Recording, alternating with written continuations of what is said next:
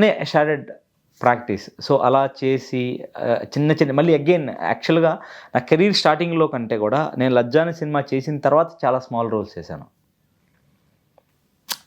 దానికి నిదర్శనం నేను పంతం అనే ఒక ఫిలిం చేశాను గోపిచంద్ గారి. దాంట్లో ఒక చిన్న షాట్ ఉంటుంది. ఆ షాట్ చేశాను, షూట్ అయిపోయింది. ఆ షాట్ అయిపోయింది, లైట్ మ్యాన్ నా దగ్గరకు వచ్చాడు, అన్న ఈ ఫిలింలో ఇది one of the best emotion అన్న అన్నాడు. ఆకలేస్తుంది ఆ షాట్ అన్న తర్వాత నేను బైక్ మీద ఇంటికి వస్తామన్నా. అంటే నాకు ఆలోచిస్తున్నా, ఏంటి మనం సరిగ్గా ట్రై చేయట్లేదా? నాకు కళ్ళం నీళ్ళు వస్తున్నాయి ఆ టైంలో. మనం ట్రై చేయట్లేదా? మనకి ఎందుకు రావట్లేదు?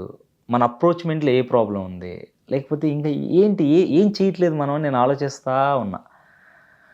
ఆలోచిస్తా ఇంటికి వచ్చేసా, రూమ్కి వచ్చేసా. అప్పుడు సరే అది ఒక 3-4 months అయిపోయిన తర్వాత నాకు ప్రొడక్టర్ గారు ఫోన్ చేశారు.